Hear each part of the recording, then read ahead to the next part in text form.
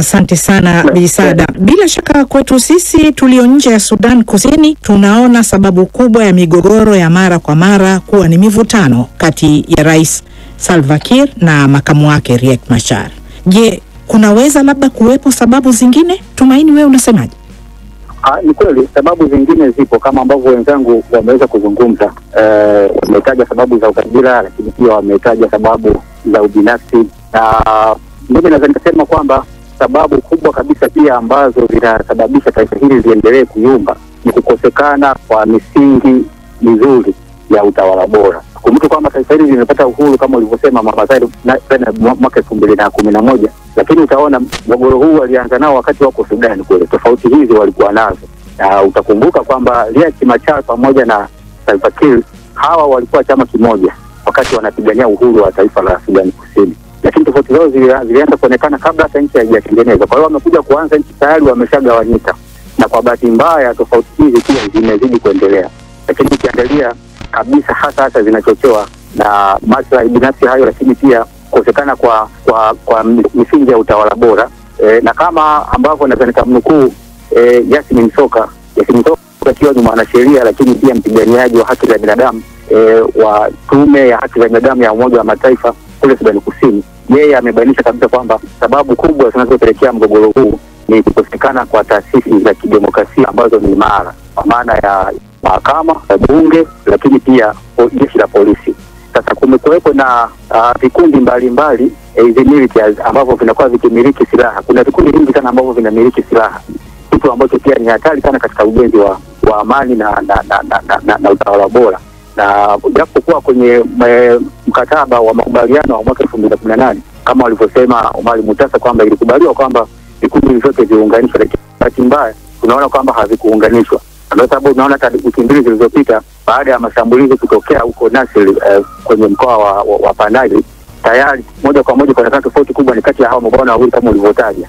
Maana ushuhuda ni kwamba Rais Salva Kiir alikuwa amemtimua mkuu wa mkoa wa jimbo la ambaye alikuwa upande wa Riek Machar. Kwa hiyo hizi bado wameendeleza na kuendeleza kwa tofauti hizi unasababishwa na ile ukabila kama yangu moja mali pale kwamba Wadinka ambao ndio wengi kimsingi ndio Salva Kiir anatokea hiyo kabila kubwa, japo kwa kiasi ni kusita makabila zaidi ya 64, lakini Wadinka hawa wanaonekana kuwa ndio wengi, na kabila la pili kwa ukubwa ambao ni hawa Wanue ndio ambao wanatoka Riek Machar. Sasa ukiangalia makundi haya kwa bahati mbaya kabisa kwamba kuna mafuta katika taifa lile.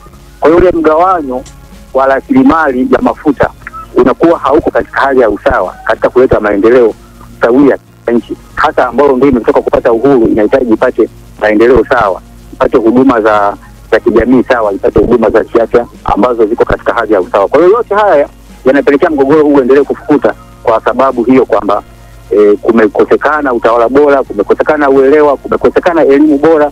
Kwa hivyo mimi nafikiri kwamba mgogoro utaendelea kwa sababu solution zake nafikiri zitachukua muda kidogo katika kuweza kutatua. Naam, labda nimgeuke na Omar Mutasa. Kutokana na hayo yaliyoelezwa, ukabila, labda Sudan haikujengwa kwenye misingi sawa na sababu ambazo zimetolewa na Tumaini Munale, yapo makundi mbalimbali yanayohusika nchini Sudan Kusini kama walivyotangulia kutaja wachangiaji wengine, lakini pande muhimu kuu ni mbili. Upande mmoja ni wa Rais Salva Kiir na mwingine ni ule wa makamu wake Riek Machar. Sasa kutokana na yote haya yanayotokea, Mutasa, ni nani unafikiri anapaswa kulaumiwa juu ya mvutano uliopo sasa?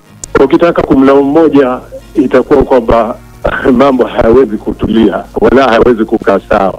Ushafahamu? Yule ni Rais Salva Kiir na huyu ni makamu wake wa kwanza Bwana Riek Machar.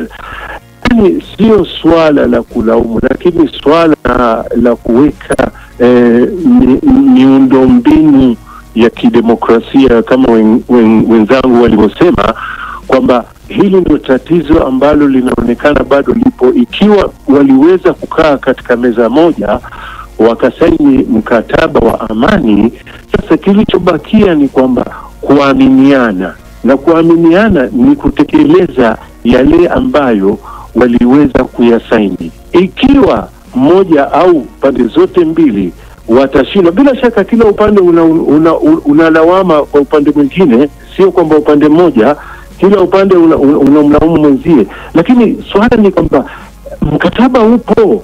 Sasa swala hili la kulaumiana lisiwe kikwazo. Uende chini uangalie mikataba inasema, kwa sababu kila wakilaumiana ndipo wananchi wanapokuja kupata matatizo na watu kuanza kufarikiana na kuanza kupigana, jambo ambalo Sudan imepitia kwa muda mrefu. Mwaka 2013 walipigana, mwaka 2016 walipigana, ushafahamu yote hayo. Sasa hivi nchi badili ya kuleta maendeleo ya miundombinu, nadhani wasirudi tena katika swala la kukaa kila mmoja kumuonesha mwenzie kidole kwamba wewe ndio uliofanya makosa. Ukimlaumu mmoja, bila shaka wao kama wao wanajuana nani mkosa nani mkweli, ushafahamu. Kwetu sisi tulioko nje hatuwezi kusema fulani mbaya fulani mbaya, lakini yale makubaliano waliokubaliana yeye yanasema nini? Hili ni swala kubwa, Bi Mwenyekiti. Asante sana Bi Saada, wewe unafikiri viongozi hao wawili Salva Kiir na makamu wake Riek Machar bado wanafaa kuendelea kuwaongoza watu wa Sudan Kusini? Nahisi jamaa wawili kwa kweli wameangusha vibaya sana nchi yao, lakini ukweli ni kwamba ni watu wa Sudan Kusini wenyewe ndio wanaweza kutoa uamuzi. Ila kwa maoni yangu naona ingelifaa kama watu wajaribu pia kuongoza, ni fursa hata kwa watu wengine pia. Pamoja na kusema hayo, ningependa kueleza kwa migogoro ya nchini Sudan ni nyingi sana. Uchumi kwa dhaifu, serikali yao kutokuwa imara, na uwepo wa makundi mbalimbali yenye maslahi tofauti, kuna na mivutano kikabila, na lazima haya yote yazingatiwe ili Sudan Kusini iweze kupata utulivu. Yaani kikiwa ni kujenga msingi mpya wa taifa imara. Ukiwepo msingi imara, basi mambo mengine yote na yatafuata bila kujali nani yupo ama hayupo. Huo ndio mtazamo wangu, Bi Mwenyekiti. Bi Mariam, kutokana na mapambano hayo yanaendelea huku Sudan Kusini na haya ambayo wachangiaji wengine wanaendelea kuchangia, unadhani mkataba wa amani wa mwaka 2018 uko hatarini? Labda kabla sijafika kwa hatari ya mkataba, tuangalie ile swali muuliza ambalo ni muhimu sana. Je, hawa watu wawili wanafaa kuendelea? Mwaka 2013 rais aliitisha kikao ambacho kilikuwa cha kuzungumzia masuala ya kitaifa, na kukawa na maoni mengi sana kutoka kwa wananchi wa kawaida, na wote walikubaliana wakasema kwamba wanaowaangusha ni hawa viongozi na hawafai kuwepo. Lakini nafikiri hawakusikilizwa na yote hayo yalitupilia mbali kabisa. Naam, turudi basi katika mambo ya makubaliano ya mwaka 2018 ya amani. Tayari jamaa wamesema wanajitoa, Riek Machar wamesema wanajiondoa, na wanasema wanajiondoa kwa sababu wamechokozwa moja kwa moja, kwa sababu wao wanasema hawana uhusiano wowote na kilichotokea kule lile jimbo la Nuri. Wanasema hawakuhusika kabisa kule hapa Nile. Wanasema wao hawajahusika na ile kundi la White Army. Lakini aliyosema Bi Mariam Omar, Sudan Kusini inaweza kuendelea kubaki kwenye njia ya amani? Kabisa. Inawezekana mkubwa kabisa Sudan Kusini kubaki kwenye amani endapo makubaliano ya huo mkataba wa mwaka 2018 yatatekelezwa. Na utakumbuka pia mojawapo ya makubaliano ilikuwa kuwepo na uchaguzi huru na haki, kitu ambacho ni moja ya vitu ambavyo bado havijatekelezwa mpaka sasa hivi, sababu utaona bado Salva Kiir ndio bado yuko pale pale. Kwa hiyo, lakini pia kuna baadhi ya mambo mengi pia ambayo hajatekelezwa, kwa mfano kugawana sawa mapato ya mafuta. Utakumbuka pia Sudan Kusini kuna uchimbaji wa mafuta ambapo wa China ndio wamechukua mikataba mingi. Kwa jambo hili pia ni la msingi kuzingatiwa, kwa sababu hauwezi kuunganisha taifa endapo katika mgawanyo wa rasilimali haujazingatiwa. Lakini pia kulikuwa na kunyang'anya silaha vile vikundi, kwa sababu kunapokuwepo na makundi mengi ndani ya nchi ambayo yana silaha pia ni hatari. Kulikuwa na hilo sharti la kunyang'anya silaha. Tatizo linalokuja kujitokeza hapa kwamba serikali ya Sudan Kusini imekuwa ikitumia, kwa mfano kama hilo kilichotokea jimbo la hapa Nile, walikuwa wakijaribu kunyang'anya silaha hilo kundi lenye silaha kwa nguvu, kitu ambacho kimsingi ndio kimesababisha pia mauaji, kwa sababu tunajua watu wengi wanaojihusisha na masuala ya vita, wanajeshi wengi, inahitaji muda kuwabadilisha kisaikolojia, kuwaelimisha, lakini kuwasogeza karibu kwa njia za kidiplomasia. Lakini wao wanatumia mabavu, kitu ambacho badala ya kutengeneza amani sasa kinatengeneza tena vurugu na mauaji mengine. Kwa hiyo nadhani katika namna ya kutatua mgogoro huu viongozi kuacha kugawa watu, kwamba vitolewa pia katika makubaliano kwamba viongozi hawa Salva Kiir pamoja na vyama vya kujikita zaidi kuwaunganisha watu badala ya kuwagawa. Pia kuwepo na uchaguzi huru na haki, kufanyike sera ya watu na makazi. Ukiangalia mambo yote yale hajafanyika. Lakini pia katika mkataba huo wa mwaka 2018 kumekuwepo pia na mikataba mingine. Tukichukulia mpango wa Rais Ruto kupitia hii jumuiya ya ushirikiano wa maendeleo ya pembe ya Afrika IGAD ambao aliuita Tumaini Initiative, pia ulifanyika na hasa ukienda kuboresha ule mkataba wa mwaka 2018 na mkataba huu wa Rais Ruto uliingiza hata yale makundi mengine ambayo yalikuwa hayajahusishwa katika ule mkataba wa mwanzoni wa mwaka 2018 na hata katika kuleta mgao sawa wa madaraka. Ndio kitu hicho ambacho alikizungumza Omar Mutasa kwamba wakaongeza hadi wale makamu wa rais watano, ikiwa tu ni katika ile hali ya kupunguza ule ukabila na kuleta ule usawa baina ya makundi mbalimbali yaliyopo ndani ya Sudan Kusini. Lakini ukiangalia mambo haya yote yamekuwa hayatekelezwi inavyotakiwa, kwa sababu unakuta kwamba mgogoro bado umekuwa ikiendelea. Na lakini pia hapo tusisahau kwamba hiyo ya IGAD, rais wa Djibouti Ismail Omar Guelleh pia alitoa baadhi ya mapendekezo yanayoleta katika kutatua mgogoro huo wa Sudan Kusini. Na akisema pia lazima yale makubaliano yaliyotoka mwaka 2018 yazidi kuzingatiwa, lakini pia akahamasisha nchi za dunia ya IGAD ziwe mbele katika kutatua huo mgogoro wa Sudan Kusini. Lakini ndio hiyo ambayo sasa nchi ya Uganda mojawapo ambao ni mwanachama katika dunia ya IGAD. Na wakati huo vita vinaendelea katika upande mwingine wa Sudan, yani Sudan Kaskazini, Ali Mutasa. Na ikiwa vita vingine vitatokea Sudan Kusini, bila shaka eneo lote linalopakana na Sudan hizo mbili litaguswa kama inavyodhihirika katika hatua iliyochukuliwa na Uganda. Uganda imewapeleka wanajeshi Sudan Kusini, na itakuwa na athari gani? Kwa maoni yangu naweza kusema kwamba ikiwa serikali ya Uganda imechukua jeshi pale Sudan Kusini, naweza kusema kwamba ni sawa, kwa sababu moja, kwamba hizi nchi zimekuwa na mikataba ya ushirikiano wa pamoja, mikataba ya kijeshi, mikataba ya elimu, mikataba ya utamaduni, na hili swala hivi karibuni lilizungumzwa katika bunge la Uganda. Wabunge wakasema kwamba hili swala lina ngazi zake ambalo linaweza kutatuliwa. Kama mimi naweza kusema kwamba nimesikia waziri wa mambo ya habari na mambo ya ushirikiano wa Sudan Kusini Michael Makwea akisema kwamba hawa ni jamaa zetu, tumekuwa nao kwa muda mrefu, na kweli Uganda kwa muda mrefu imekuwa ikisaidia Sudan kihali na mali. Ushafahamu, ukiangalia katika masuala mengi sana, nadhani Sudan Kusini imeweza kuinuka kiuchumi, alau hicho kiuchumi ilichokuwa nacho na utamaduni na maendeleo yaliokuwa nayo. Nadhani serikali ya Uganda imefanya bidii kubwa sana katika kulisaidia taifa hilo la Sudan Kusini. Kwa hivyo hili ni swala ambalo kama wao Sudan Kusini wanavyosema, lakini kwangu mimi najua kwamba mikataba hiyo ya ushirikiano ya kijeshi, ya utamaduni, sijui ya mambo ya nje. Kwa hivyo ni swala ambalo liko baina ya taifa na taifa. Bi mwenyekiti. Naam, msikilizaji, ikiwa ndio kwanza unajiunga nasi, kipindi hewani ni Maoni Meza ya Duara, na leo hii tunaijadili Sudan Kusini. Tunaiangalia mivutano ya nchini humo kati ya Rais Salva Kiir na makamu wake wa kwanza Riek Machar.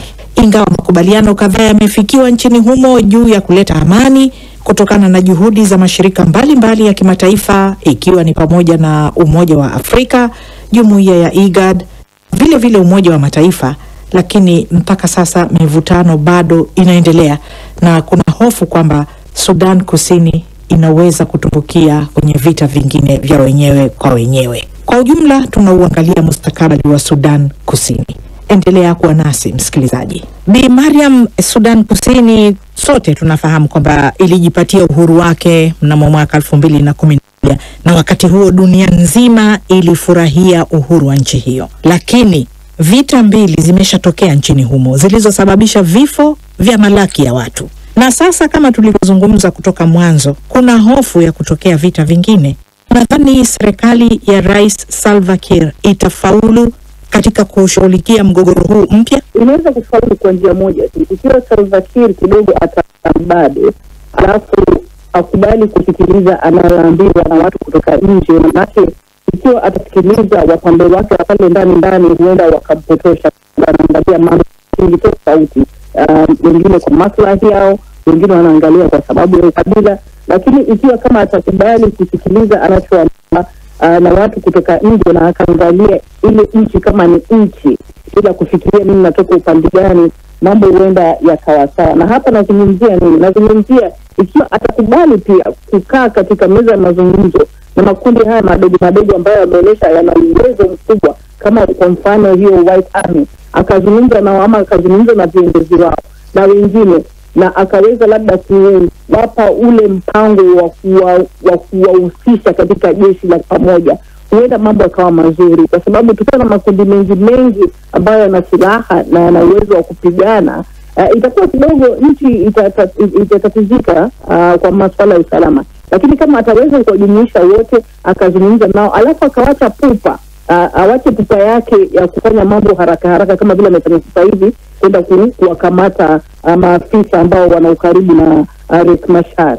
Hii inaweza ikafanyika tu kwa juhudi za pamoja na kusikiliza watu nje ya Sudan pia ambao wanaiangalia Sudan wakiwa nje. Mtazamo wako, Tumaini Munale, unadhani serikali ya Rais Salva Kiir katika kushughulikia mgogoro huu mpya? Inaweza ikafaulu, lakini tukubali tu kwamba itachukua muda mrefu, kwa sababu kama tangu mwaka 2018 mpaka leo ambapo ni miaka 7 sasa, bado mgogoro umerudi kuendelea. Tuone tu kwamba itachukua muda, kwa sababu tayari tofauti zimeshakuwepo kwa kipindi kirefu, na yeye mwenyewe Salva Kiir pia tukubali kwamba kuna mapungufu yake ya kiuongozi ambayo yanapelekea ashinde kutatua huu mgogoro ama uchukue muda mrefu. Lakini pia changamoto nyingine iliyoko hapa ni hiyo jumuiya yenyewe ya IGAD, kwamba jumuiya ya IGAD ambayo pia nchi inahusisha nchi za majirani wa kusini. Ukiangalia pia zile nchi pia na zenyewe zipo kwenye mgogoro. Ukianza na Sudani yenyewe iko kwenye mgogoro mkubwa.